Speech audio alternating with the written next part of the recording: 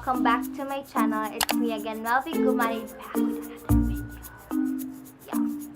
So as you can see from the title, I'll be upcycling my clothes since medyo daghan akong clothes na dili ginagamit. So sayang lang if display lang sila sa akong cabinet. So why not transform them para magamit ko ko sila. So yeah, I'm super excited of what I'll be doing in this video. So wala na i-char, let's hop into the video. For this activity, we will be needing rubber bands, gloves, dye, and of course, shirts. The design or the outcome depends on how you wrap it. In my case, I just crumpled it first and secured it with rubber band.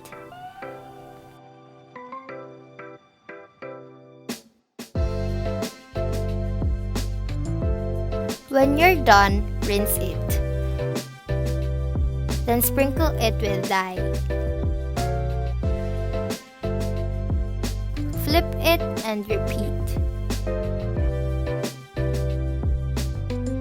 I really had a hard time in wrapping this up. Pangita ko isa. Finally, I got it. So, ang tip pala is dapat basunsa siya first para mas makontrol niyo ang inyong cloth. And then, do the spiral something and then inani dapat siya. Tapos pagbutang ni mo og dye, it should be alternate. Such a mess. In this one, I just crumpled the cloth. Then sprinkle the dye. No rubber bands needed. For this, I cut that animal print fabric first since I can still use that as a headband. I did the spiral method on this one. So for black shirts, Zonrox lang ang kailangan to achieve that dye effect. After, let it sit for overnight, but really it's up to you guys. 2 hours is fine, pero overnight lang nako para ma-absorb jud niya ang color. After, take off the rubber bands.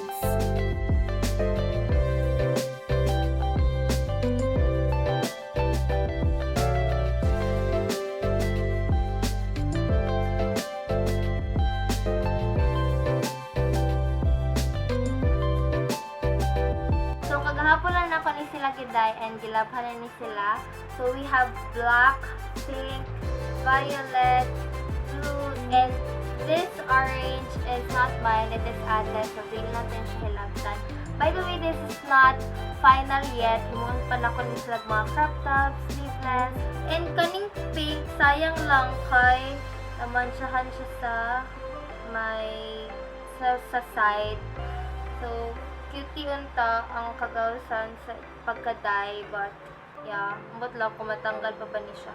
So first, kaning pink, I don't like the crisscross thing or crisscross detail here. So, ang akong plano lang ani is, I will cut this para mahimo lang siya overall and ani cut.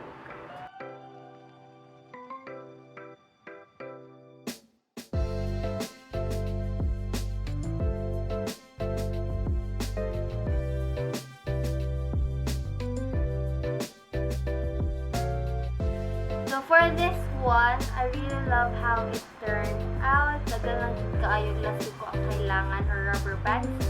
So I'm planning to make this a crop top. I'll be using my crop tank top as a guide of where I want to crop it. Use sharp scissors, people.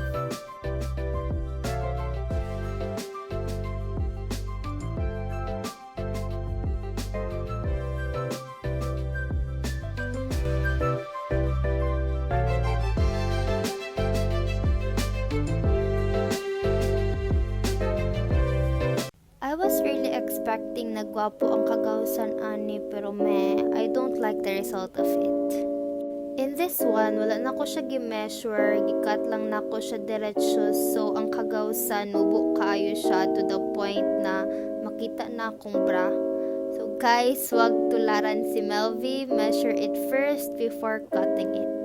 So the excess, I made it as a tank top. Well, that's what I thought. Pero again, mubo di ay kaayo siya.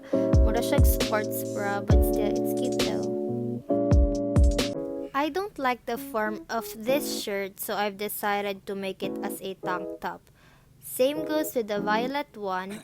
Find a tank top that will serve as a guide, then cut it. I've been feeling so down, yeah. Can you tell me why? Can you tell me why I'm down, yeah. No friends of mine around. Next is we will be transforming this top. So let's get started. Ay, joke. Ah! First, cut it in the middle. So done cutting it. I want it short sleeve, so we will cut this. And on the other side as well. So yeah. I just fold it first to have a uniform length.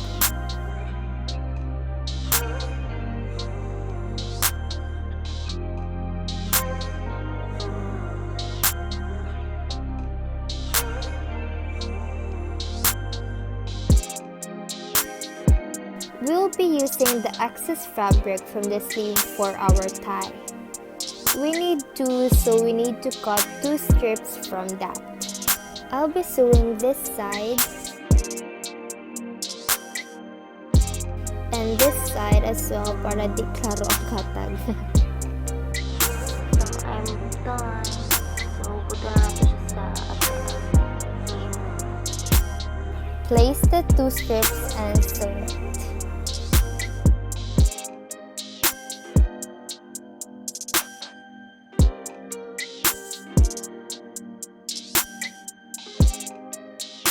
Here it is. I so love how it turned out.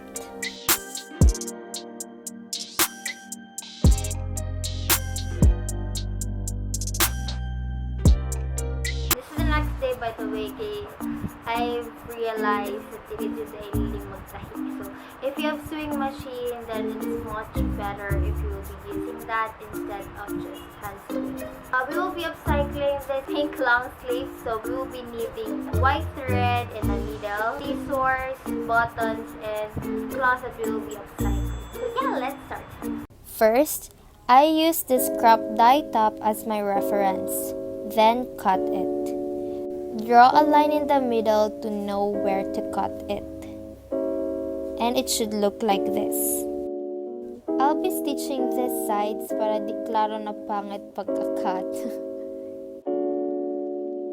This is me concentrating para masulod ang thread sa needle. Girl, struggle is real. Yeah. Done sewing it.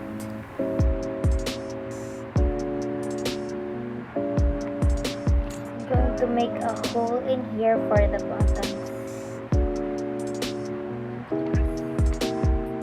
Here it is. However, na-after na ko siya ugat. Such a dumb bitch. So we'll stitch it up. Let's go. Done stitching this. It's not clean, I know. So now, it's time to stitch the buttons. Let's go. I'm done stitching the buttons.